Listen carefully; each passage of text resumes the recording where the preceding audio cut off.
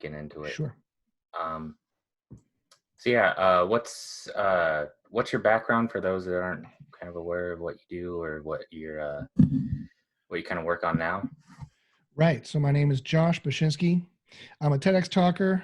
I have an MA and a PhD, ABD in a little bit of neuroscience, a little bit of psychology, but mostly philosophy. I've been doing martial arts for 30 years. I have 3 black belts. I'm a philosopher. I'm into meditation. I've developed a system of meditation. And my project is to try and get the world to meditate and try to get the world to understand that it's not just an Eastern thing, it's a Western thing too. And we need to put the two together for the most powerful benefit.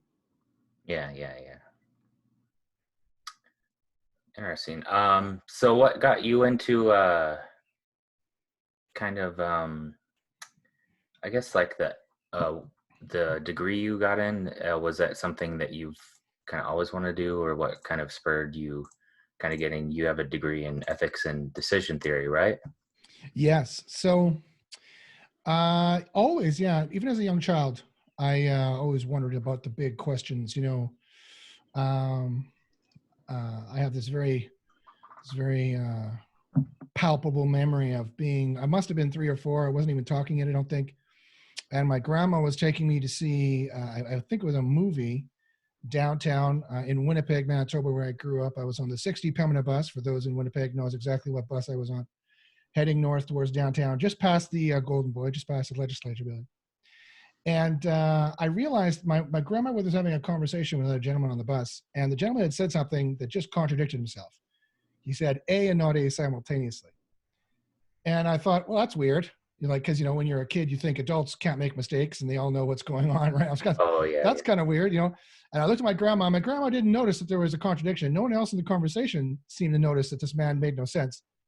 And I made a set of realizations right there. 1, I'm the only one who noticed. 2, I'm different than everybody else. 3, this is the way it's going to be for the rest of my life, probably. I made all those realizations right then at that moment on that bus. And ever since then, it's kind of been the same.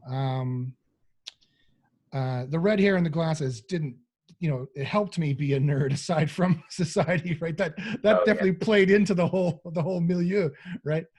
But and now you know why I started taking martial arts. But yeah, so ever since then, I've been struggling with the big questions. But I mean, it's not just me; it's everybody. Everybody struggles with the big questions. The only thing that differentiates is how much free time do you have to spend on considering the big questions.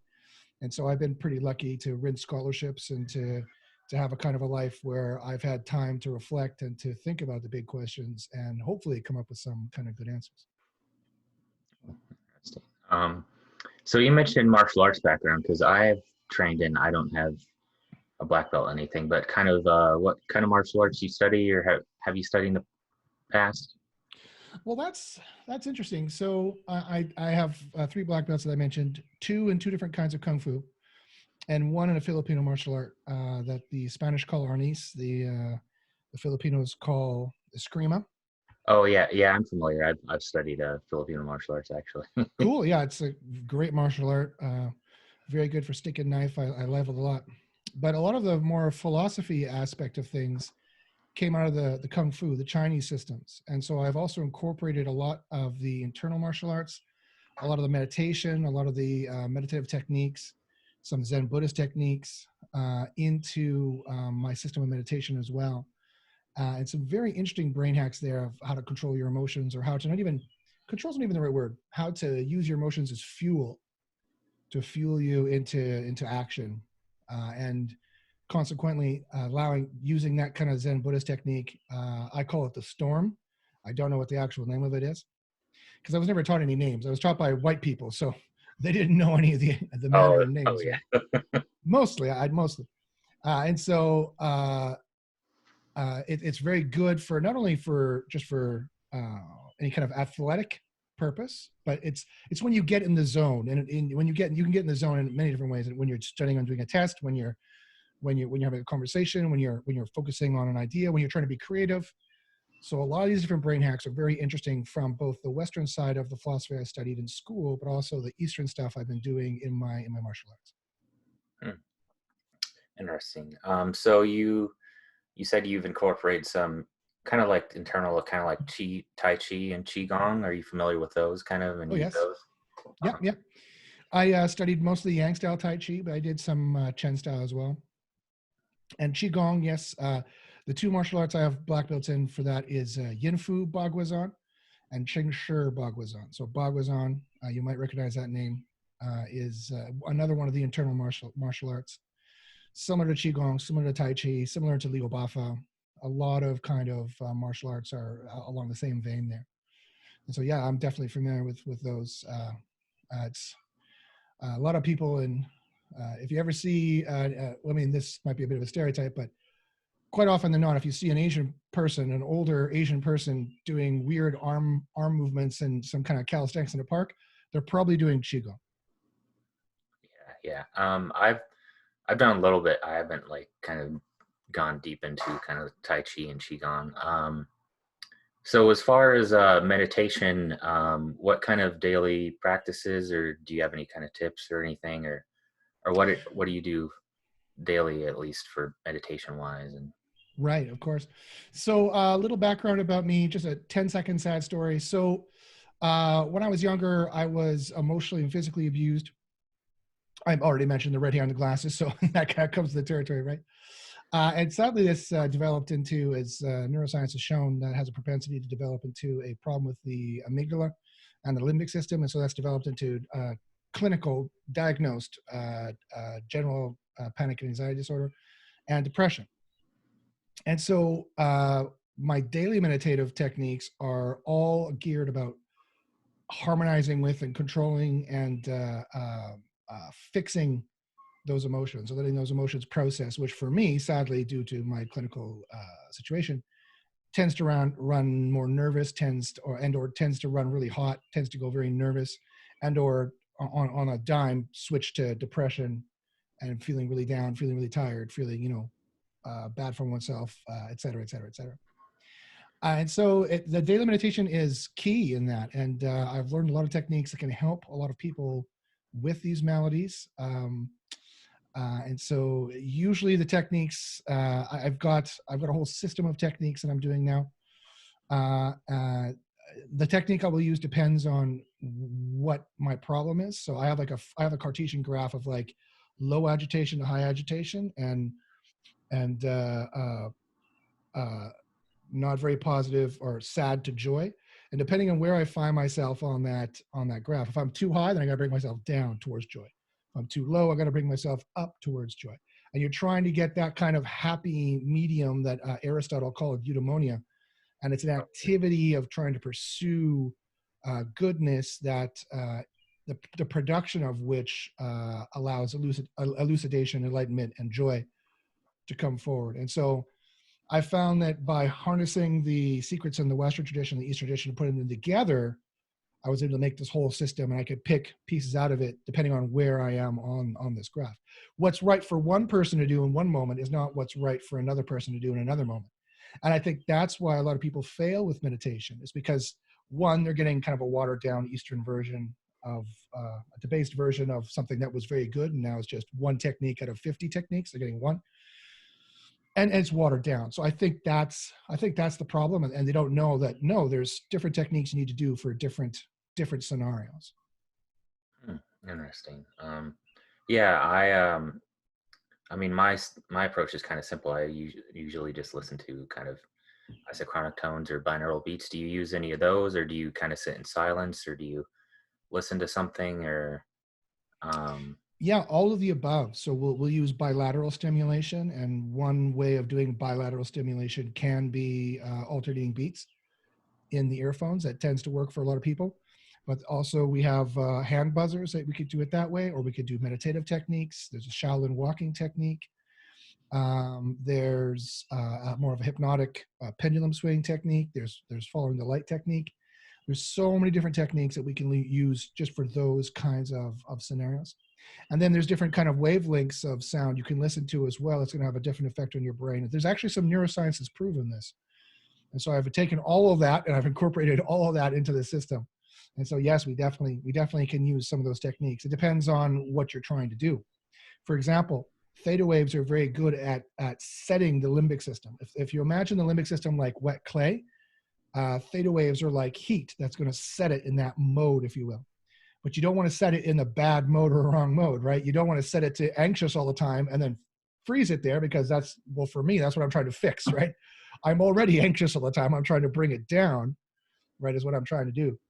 So you got to be in the right mood to begin with. Sometimes just from the Pavlovian effect of listening to these and then becoming calm, or listening to these and then becoming pleased in whatever way, we could sometimes coax that to happen, for sure. That definitely happens.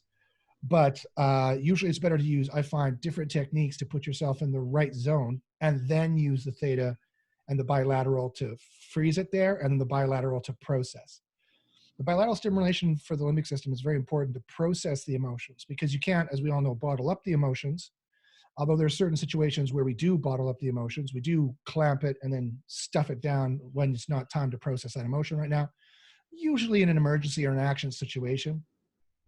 And I have some very real world examples of that, of using that. And I know that it works for a fact.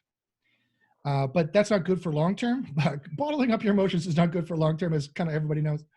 So then you need the bilateral stimulation to actually, your limbic system is kind of like your digestive system. You need everything you ingest to pass through, or there's problems, right? So you need it all to pass. You need the emotions to pass. You need to go through every stage of whatever you're processing. You need to go through them, so you can get back to that equilibrium, back to that joy.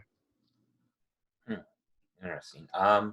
Have you used, I don't use them often, but kind of, I don't know of many people that do it, but kind of gamma binaural, or kind of the gamma, like I've heard it's good for kind of learning and skill development, and it kind of like, I guess kind of like overclocks your brain, from what I understand. I don't know. Have you used those much, or?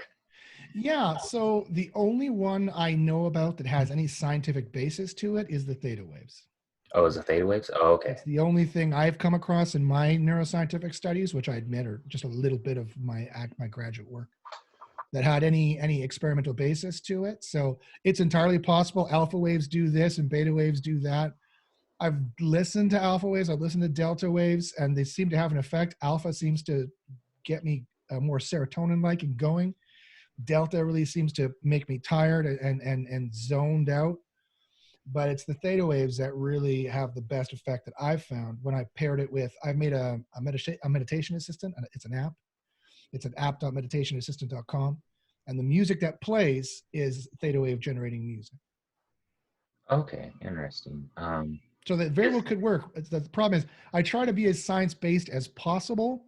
It's hard to do because I'm taking a lot of the hokey Asian, Eastern ancient, concepts, and also the ancient Western concepts. And I'm talking about like chi, and I'm talking about yin yang, and I'm talking about stuff like that. And it's poetic. It doesn't map clearly onto neuroscience as we study it now, Yeah. So it's kind of hard to do, but Yeah. I don't want to throw the baby out with the bathwater. There's so many great secrets that so many brilliant Einsteins of Buddhism 5,000 years ago came up with, that I don't want to throw it out. And neuroscience now is starting to figure it out. They're starting to put Buddhist monks into fMRIs and starting to scan their brains while they're meditating. The problem is that Buddhists have like 50 different ways of meditating.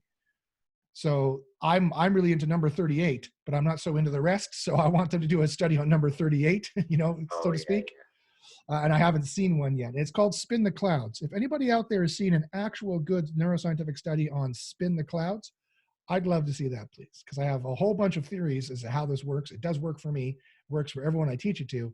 I want to know more of the scientific underpinning around it. So if anybody out there knows about Spin the Clouds neuroscientifically, let me know. Yeah, could you go more into that? Is that a technique or method for meditation? It certainly is. So how long do you normally record for? Generally about 30 minutes an hour. About. Okay, because what I normally do is I can give you an actual lesson in Spin the Clouds at the end of the show, or I can do it now if you like, but there's no better way of explaining what it is than showing you what it is. Yeah, if you want to do it right now would probably be a good time. Sure, seeing as you asked, do you want to give it a try? Yeah. Okay, then it's not a problem at all. It's a brilliant technique that some genius Buddhist thought up in some cave 3,000 to 5,000 years ago. And I've been lucky enough to find someone who was lucky enough to someone told it to us and we just came across it by accident. And this is gonna, if you're a meditator, this is gonna change your life. This is gonna blow your mind. This is brilliant. Another thing I love about Spin the Clouds is that it's a technique that you can't get wrong. There's no wrong answer. There's no wrong way to do it, right? It's just using your plastic brain to do new tricks it didn't do before. And so it's absolutely wonderful. So it's a 3-step process. So what we need to do is we need to get calm. We need to breathe into the nose, out through the mouth. And you can keep your eyes closed or you can open them. It doesn't matter at all. That makes no difference whatsoever. Let's breathe again. Hopefully everyone listening at home and listening to the podcast recorded later on will do this too. Breathe into the nose.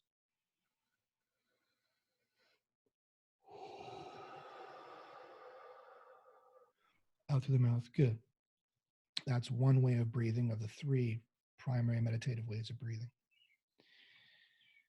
And so now here's the first step. The first step is just to get comfortable, sink into your chair, sink into wherever you're sitting or lying. And I just want you to feel your body. I want you to be cognizant of your emotions. And I want you to feel where you're feeling your feelings. And I want you to feel what emotions you're feeling in your body.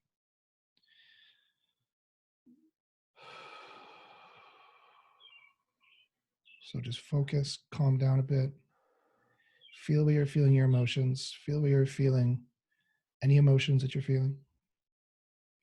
And for me, I feel my emotions kind of an inch above my chest.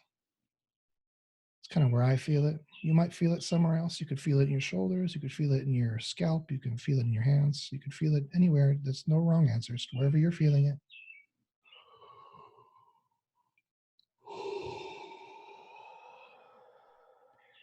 Feel where you're feeling your emotions in your body. Okay, do you feel the emotions yet there, Jared? Yeah. Good. Now, the next step, and this is a kind of a weird one, but it's okay. I want you to notice if there's any motion to your emotions. Does it feel like they're moving at all? Is it radiating out of your chest? Is it moving around like smoke? Is it kind of wafting around like a waveform? Try to feel if there's a movement to these emotions. And I really want you to feel it. I want you to feel it like there's little strings attached to the emotions and it's pulling on your heart every time it moves in every little direction it moves. Or I really want you to feel like it's like a current of a strong ocean and you feel those emotions washing over you. And you can feel it pulling and tugging on your heart inside your chest cavity or wherever you're feeling it.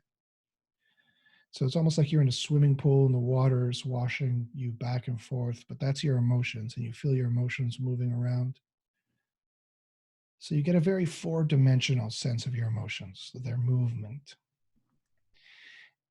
And if you don't feel that your emotions are moving at all in any way, that's fine. I want you to give them movement. I want you to give them a spin. And the simplest thing to do is just spin it like a top. Imagine your emotions are like a cloud and you're just spinning them clockwise. So any emotion is fine. If you did the previous wave emotion, that's fine. If you did the clockwise spin, that's fine. That's all fine. So just be relaxed, be calm, keep breathing, feel your emotions, feel which way it's moving.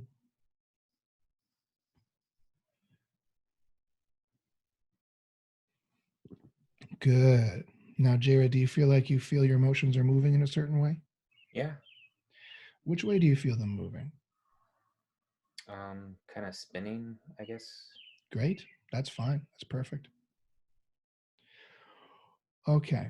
And if now here's a conditional. So don't worry about it. But if you're feeling, Jared, do you mind if I ask you, are the emotions positive or negative? Would you say they're a little bit on the negative side, maybe a little nervous, maybe a little down?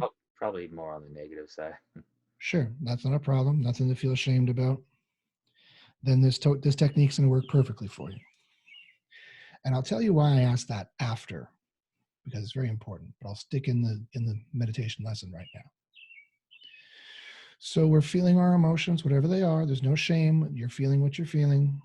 The first thing to learn is there's no shame. Your emotions are your emotions. You don't control your limbic system. It does what it does.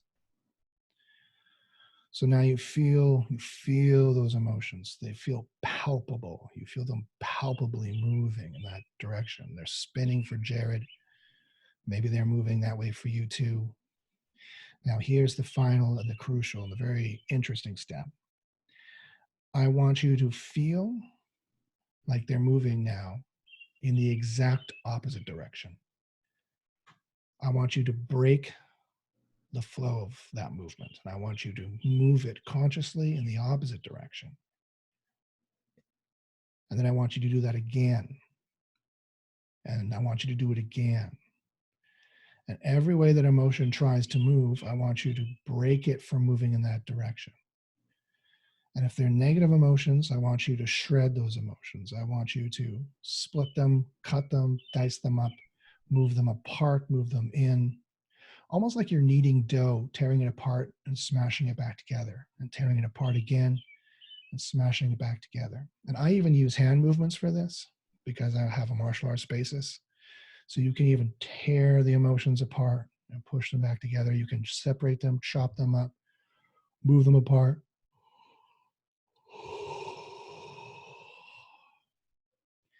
And when you've practiced that sufficiently, you're going to yawn.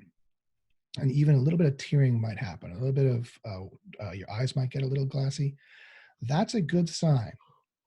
A yawn is a good sign, and the tearing is a good sign, because yawning is a calming signal in mammals. It shows that your limbic system just reappraised, to use the psychological vernacular. It reappraised the fight or flight scenario.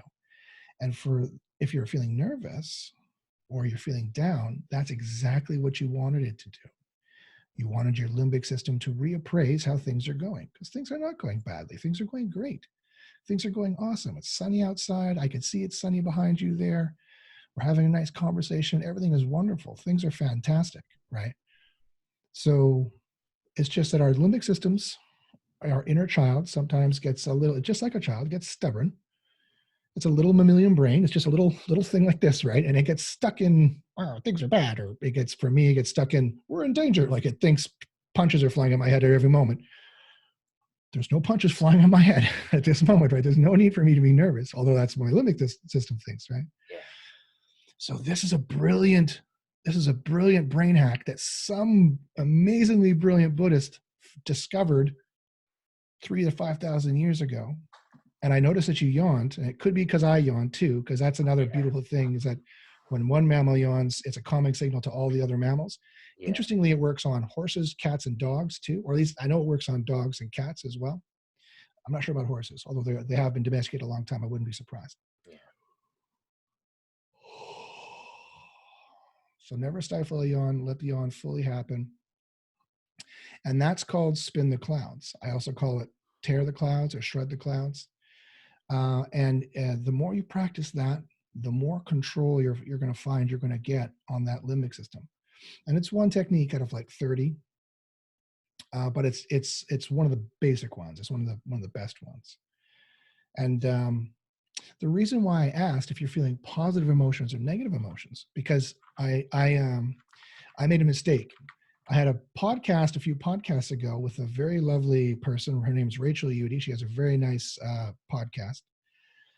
And we're doing this technique. I said, now shred the clouds. And I saw her face scrunch up. I thought, that was an interesting psychological result. I'm not sure what happened there. And I asked her afterwards, and she said, I was enjoying the meditation, Josh, and it was working for me perfectly. But then you told me to shred the emotions, and I didn't want to. And I said, well, why? She said, because they were good emotions. She said, I was feeling really good. This is really interesting. And me, with my negative bias, because I have anxiety and depression, I was sitting here thinking everything is terrible, right? And so, I made a mistake.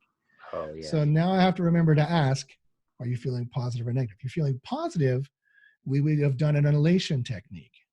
So we would have taken that positivity And we would have thought of the bestest, goodest, most positive, better still thing. And I would have conjured that kind of emotions, and we would have ramped it up to a whole nother level of joy and elation. If that's where she was, I would have tried to take her higher to get that feeling bubbling and maxed out.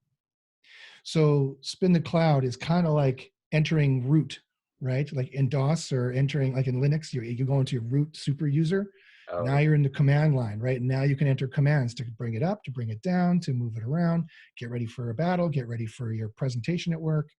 And all these techniques are all part of a homogeneous whole that when you put them together, it literally perfects the human system.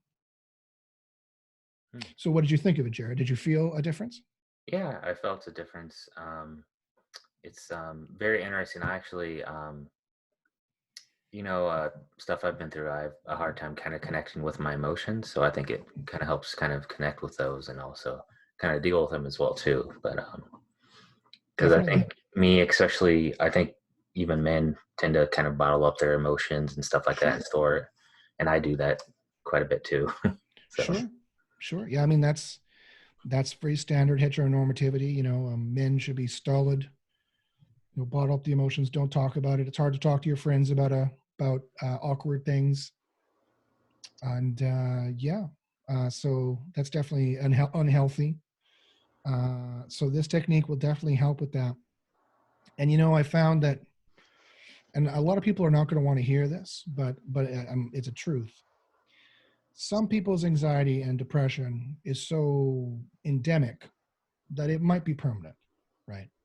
It might not be possible to, no matter how much I meditate, it might not be possible to get my limbic system, you know,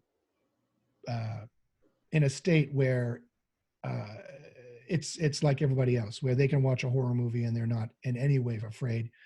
They walk out of the horror movie and they have what Aristotle called the cathartic moment, or catharsis, and they're like, that relief you feel when the horror movie's done, right?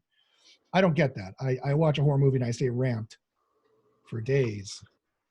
So it might not be possible for me to get to a state where I'm like that, but that's okay, because it's you know it's like the anxiety disorder. Your limbic system and your mammalian brain is like the child that's coming along with you on the journey, and you don't get to choose the child.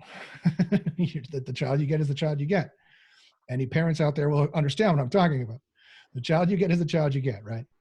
So, and that's your inner child that's born with you. And so it's not about ditching it. It's not about getting rid of it. It's about nurturing it. It's about living harmoniously with this inner child and making the inner child as healthy as possible, so that instead of being annoying to live with or bad to live with or a burden, it's a joy. yeah. Because this inner child is also where all your fun comes from, where all your creativity comes from, also where your mischievousness comes from, right? So there's lots of good things that come from this mammalian brain, this inner child. A lot of those, I'm blending a couple of brain systems together, but I don't think I'm going too far. In that, a lot of that side of you, that emotional side of you, is important for how you live your life, right? So so I find it super exciting. I find it super interesting, and the journey can still be good even with that goth inner child you have sitting in the back seat. You can still, Oh, right? You can still make your inner child feel better and move forward with it. Definitely, if you treat it right with this meditative system. interesting. Yeah, I know you mentioned inner child quite a bit, but I know because I've been listening to kind of Eckhart Tolle, but also Teal Swan. I don't know if you're familiar with the latter, but they talk about the inner child quite a bit and how kind of, because she kind of has like a completion process, and that's she's kind of new age and a little out there, but she does a lot of work and even books on. I think she even wrote a book on kind of like social isolation and also loneliness as well too, which I thought was interesting. I haven't read that book of hers yet, but Oh yeah. And so tell me about this completion process. It sounds interesting. um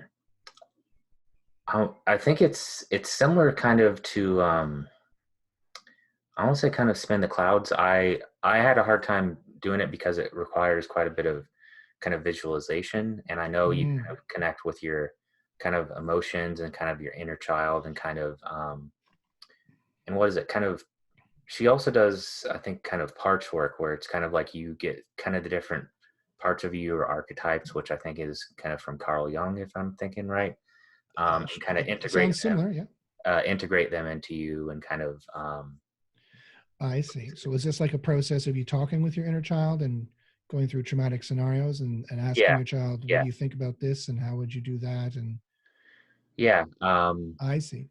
I heard, I'm familiar with the technique, yes. yeah, yeah. I know she has. I don't know. I know she does events. I mean, not lately, but online events lately, and also she does workshops and retreats. I know the completion process on Kindle. I need to probably go through it again because I had trouble just because I have trouble kind of connecting with my emotions, kind of visualizing and doing it. Um, Mm, but I know of at least a few. They're kind of certified or practitioners of, I guess, of her method. mm. I don't know. I find it interesting because and I've just been rereading Eckhart Tolle, and I know he's mentioned it at least a few times. And I'm a fan of his because he kind of blends in a lot of different Eastern and Western philosophy and spirituality and stuff too. But Mm. yeah, Interesting. Well, I'm not a professional. No one pays me for any of my philosophy. yeah, So definitely my first statement would be, I hope the meditative techniques that I've developed to help myself and my wife, who also she suffers from PTSD and depression. Uh, I hope these meditative techniques help everybody else, but I would not for a second say stop seeing your therapist or stop taking medicine. yeah, yeah, Do not stop seeing your therapist and do not stop taking your medicine thinking, oh, Josh will fix me. I do not take responsibility for that. I don't know you. Like yeah, I have no way of, I don't want to be responsible for that. So make sure you keep taking your medicine and whatnot. Also try my techniques. They should help. Whether you have clinical situations or not, you're just feeling down. If you're not even clinical, the meditative techniques will help even more. The people I've taught it to who are not clinical, they get even more benefit because their limbic system is that much more healthy. yeah, So that's a good thing for them. But I would say that I want to go back to something that you said, which I've heard time and time again, in that you have trouble connecting with your emotions. And I hear this a lot. And I know why, or I have an idea as to philosophically at a high level why this happens. And I think it's the problem of nihilism. And so to kind of pan out now, so we've kind of done the personal, and now I want to pan out to the political and to the philosophical for a second, if you don't mind, Jared. yeah. That's fine. Which is interesting because usually in most podcasts we do it the other way, but we did it backwards this time. But that's fine. That's not a Yeah, yeah, problem at all. And but it's this problem of nihilism. It's this problem of feeling nothing. It's this problem of feeling numb. It's this problem of having trouble connecting with any emotions and maybe even trouble finding your joy or finding your purpose or finding inspiration that would fuel you every day and get you up. Are any of these words resonating with you, Jared? yeah. I would say that definitely resonates with me. Well, don't feel bad because you're not alone. There's many people who are like that. And I have good news and bad news. The good news is I think I can help you with it, and I think the philosophy already exists and is already out there. I just need to point you to it, and I think it will help. The bad news is that this was a purposeful. I'm going to say something crazy. Get ready. This was a purposeful psyops attack from the last greatest philosopher. His name was Frederick Nietzsche.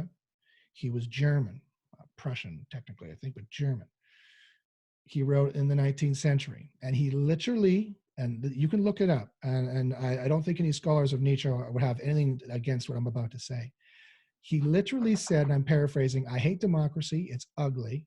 And by that he meant liberal democracy, you and me, Canada, US, liberal style democracies, the England, the UK, the northern democracies. Not that they existed at that time, but Northern European democracies.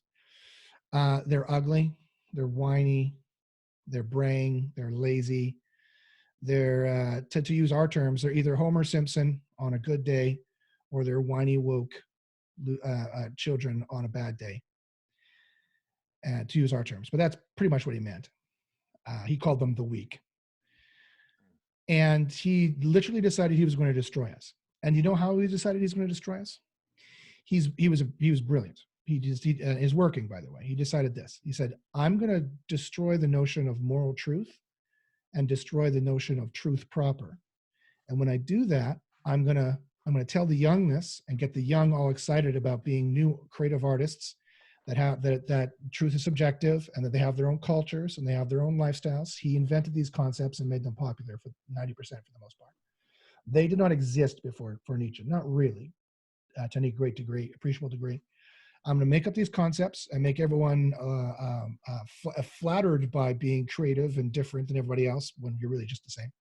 And I'm going to put that in culture, and that's going to destroy. I'm going to put that out there, and then they're going to. Now culture will exist. Culture didn't exist before that. Culture will exist. It'll be a lens that they look through everything at, and it'll destroy truth. It'll destroy moral truth. The people will have no more morals to live by, but that means also they're going to have nothing to live for. There's going to be no value goals, because the moral concept is the value concept, right? So if you destroy the moral concept, you have no values anymore. There's nothing important. There's just hedonism. And Augustine, St. Augustine of the Catholics, as Augustine explained to us, the peaks and valleys of desire satisfaction of hedonism is not a very good life, right? You feel great when you're stoned or high or in the middle of sex, but before and after you feel really, really terrible. So that's not any great kind of life to live for, as so many of us are learning on Tinder. And then, or when we have a hangover the next day. And then he destroyed the notion of moral truth. And he even said, I'm going to destroy the notion of truth proper, of facts. And tell me if any of this sounds familiar. Now we're talking about alternate facts. Now we're talking about post-truths. Now truth is relative to your tribe, either the far left or the far right. And they don't even have a lexicon of facts and truths that they talk about anymore. Is all of this sounding familiar, right? This was directly and specifically caused by Frederick Nietzsche in the late 19th century. He predicted it would take 200 years to destroy liberal democracy. He's a little ahead of schedule. But by the time climate change catches up with us, he'll probably be right in his prediction of exactly 200 years. 2050 would be the right date. And so you can literally blame the society we have with the rich being so powerful and having nothing to hold them back. You can literally blame the tribalism we have. You can literally blame Trump. You can literally blame the crazy denial of truth and the left and the right not being able to talk together. And you can literally blame the malaise of modernity. You can literally blame the nihilism that we all fear and suffer from and having no goals that are worthy to obtain, due to Frederick Nietzsche, who literally wanted to destroy you. He wanted to destroy me. He wanted to destroy everything that we live in, and most of which what we hold dear. Have you ever heard that before? No, I haven't. That's pretty mind-blowing, actually. I dare anyone listening to this to study Nietzsche or look at his Wikipedia page and see if I am wrong in any way, shape, or form. He literally verbatim said, I hate these guys. They're gross. That was his best argument. Should he? No, he just hated us. You're gross. You're whiny. I don't like you. You're weak. And he wanted to replace it with strong values. Now, here's the upside. Here's the good news. The good news is that what he wanted to replace it with already exists. It already exists in Plato. It already exists in Aristotle. And it's the concept of the good. Nietzsche knew this better than anybody. He read the Republic in the original Greek. It is said he read the Republic in the original Greek like once a year to remind himself of the greater philosopher Plato. The good is our valuation concept. It's our moral concept that I already mentioned it. And we need to recapture it. We need to shake off all the idols, to use the exact terminology they would use. And we need to attach and go for the good directly. What is the good? Conceptually, the good is our valuation concept. It's our moral concept. It's the concept that has all positivity, all likableness in it. In Plato's Republic, Book 7, in his cave metaphor, he likened the good to the sun outside the cave. So when you leave the cave is the whole chamber of political opinions. Social media, we call it social media. We could call it, we've digitized and gamified the cave. It's social media. And you get outside of that and you look at what's actually good, and it's pure joy, it's pure happiness, it's pure It's pure emotion of that. It's pure enlightenment. It's pure elucidation for you and for everyone you love and everyone around you. It's literally the optimal optimality. It's the ideal idealism. Practically, how do you attain it? Easy. Don't hurt anybody, because that ain't good. And seek the good, and seek what the optimal optimality that you can make, the most idyllic scenario you can make, the most joy you can cause for as many people as possible without hurting anybody. That's the good. It's very simple. And this can fulfill your life. This can give you purpose. This gives you the guidelines. It gives you the rules. This gives you everything that we need to live our lives by, and everything we need to seek. It's complete. It needs no further arguments than what I just gave. I do have a book about it. It's called Tao Agathos. It's free. When I say a book, I have a Word document I've hammered on enough that it's big enough for me to call a book. And so anyone can have it. What is the book called? It's called Tao Agathos. I'll give you all the links at the end of the show. Okay, yeah. Tao is the Chinese word for the method, truth, or path. Agathos is the Greek word for the good. So it is the method, the truth, and the path of the good. Huh. So look at it this way. Nietzsche looked out into society and he saw that the moral systems and the sense of love, of self-love, is completely wrapped up in two things: religion and storge, which is the Greek word for patriotic love. Those are the only two things you could aspire to. And he loved that. He loved the great religions that made great and beautiful cathedrals that took generations to make. He loved the pyramids that took generations to make. Those were the great kind of awe-inspiring art and symbols and systems that gave people's lives so much purpose, they dedicated their entire life to it. So it's not that he was trying to take that away from us. He was trying to destroy the wrong idols to give us the purer product. And that purer product is the good. And if we could follow the good, all of our problems go away. Climate change goes away. This tribalism of the left and right goes away. Us not listening to scientists anymore goes away. All the abuse that happens to people, both large-scale abuse between countries, in countries, economic abuse between the rich and the poor, and the abuse, small-scale abuse in homes between so-called friends. Can't be friends if there's actually abuse. Between a family. All of that goes away if we orient ourselves to that sun, if we orient ourselves to that ideal of the good. And I don't even have to convince you to do this. Everybody already knows to seek the good. Whenever you're going to sleep at somebody's house, for example, and they give you an air mattress on the ground, they say, and I quote, "I know it's not ideal, but blah, blah, blah, blah. It's the best I could do, yada, yada, yada." Why did they say that? Why did they say, "I know it's not ideal, but"? We didn't have to teach them what's ideal. They already know what's ideal. And they already know that they're supposed to seek it. Why? Because it's ideal. Why seek what's optimal? Because it's effing optimal. That's why you seek it. No other argument is required. No other argument is desired, quite frankly. I don't need to hinge a personality and a beard onto this thing. I don't need to hinge a religion onto it. I don't need to hinge any other concepts onto it. Why do you try to do what's ideal? Because it's ideal. Duh. I mean, you don't need to add anything else onto it. And everybody already knows to seek it. Everybody already knows the good. They just don't know fully what it is in its full naked form, and they just don't know how to get it.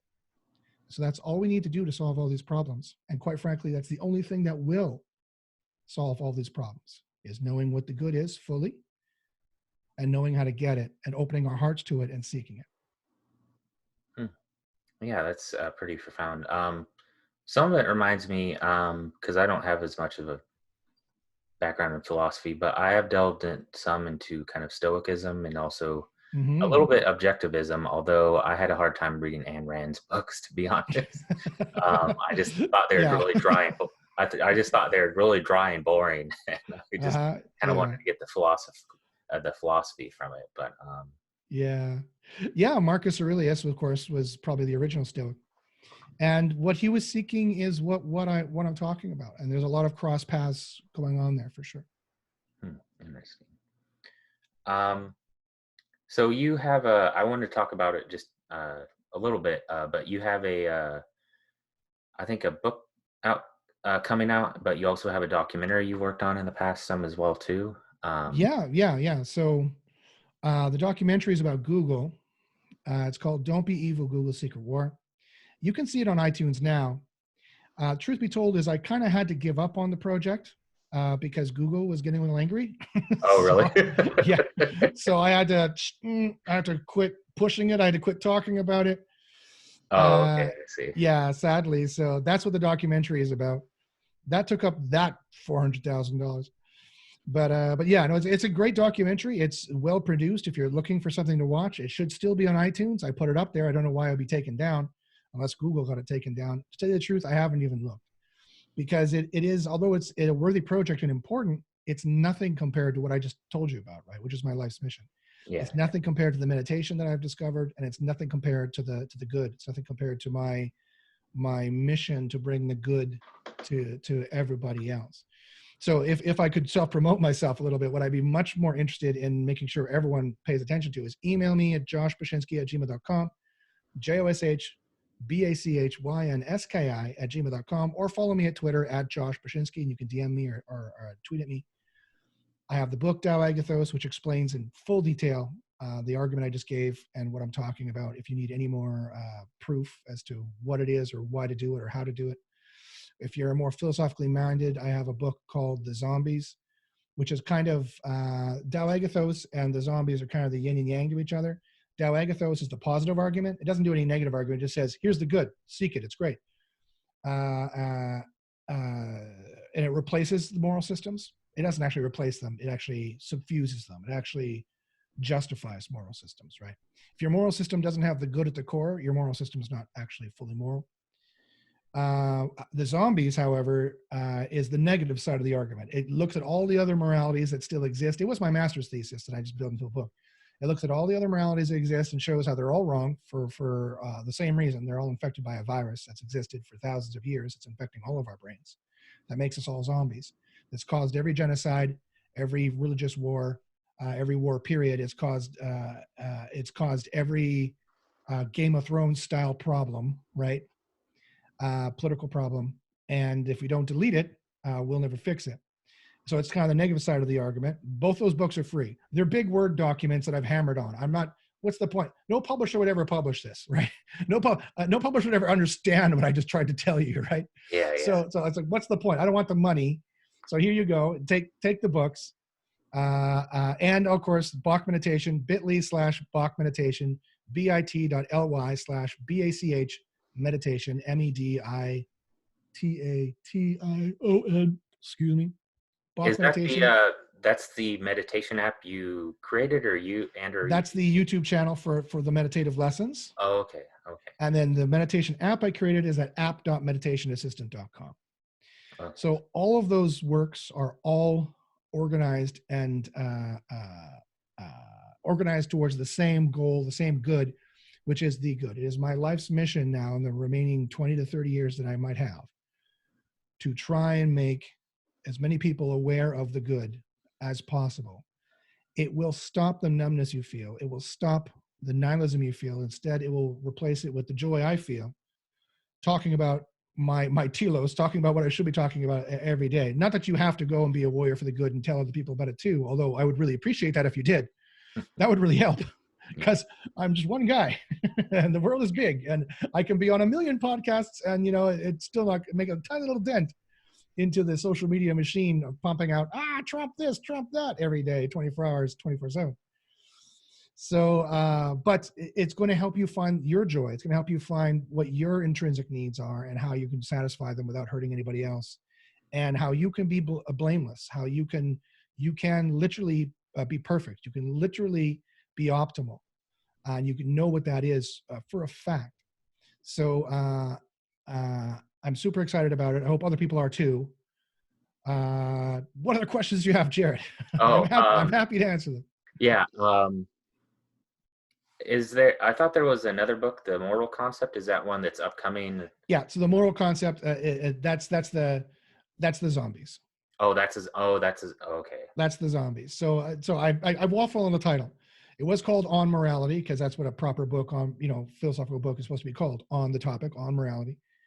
But then I called it the moral concept because I was like talking about the moral concept and how all of our moral concepts are broken. Then I called it the zombie. So it's the same book. It's all those titles. Take your pick. I've had tons of academics through reading it. Not a single one has been able to argue against it or find any mistakes in it. They just said, "I'm not convinced." Well, that's not a critique. That's an admission of a failure on their part if they think they're a philosopher. If a failure comes across a valid and sound argument, by de facto standard of being a philosopher, you must accept it. So for them to go, well, it's valid and sound, I found no mistakes, but I don't want to accept it. Well, you just basically admitted you're not a philosopher. So, but anyway, I challenge anyone to look for any mistakes in it. Yeah. Or if you just want the positive argument that's much smaller, go to the meditation show. It's much more digestible, boiled down concepts, easier to digest, or go read the Tao Agathos book. Or if you want all of that wrapped up into a self-guided system that's not going to philosophize to at all, go to app.meditationassistant.com, and it's also got the Theta Waves built in. It's got the self-hypnosis built in. It's got the bilateral built in. It's got all my tricks and tips built in. And it's free currently to use. So I think it'll be fantastic. Yeah, sounds good. The only other thing is, unless you want something to add, is kind of, you kind of touched on it before, but especially kind of recent current events, especially Corona and COVID, it's kind of thrown the whole world in kind of chaos. Governments, there's people that kind of want to open, want to stay closed, and then there's like I've seen a lot of mental health problems and unemployment and other stuff like that. If you want to touch on that and kind of your what you think of it, what you think would be I don't know, thoughts, opinions, and stuff like that. But that's a great question, and everyone's going through it. I've been self-isolating since March 1st. I'm going crazy in my house here. And at first, I think the world was depressed. I think I was a little bit down about it, and it is a bummer. But then I realized that this light hit me, and I realized that it's not. It's an opportunity for change. It's an opportunity to go into your cocoon and literally gestate into something beautiful, and gestate your life into something beautiful. It's time to reflect. It's time to pause. It's time to poke your head up and look around and see how your life is going. Really look and see how your life is going, and tell me if you can't make any improvements to it. Tell me if you don't think that you can improve it in some way. I have the exact way and the method and the means by which you would do that. And it's the Bach meditation system. It's free. I'm not charging anybody any money for any of that stuff. The Bach meditation system, learning about the good, making a good life, and making things gooder, for lack of better English, sorry, making things gooder for yourself and making things gooder for your family as well. There's no better time to change. We get one life. That's it. This is it. This is not to quote the Red Hot Chili Peppers, this life is more than just a read through. This is not the dress rehearsal, right? Yeah.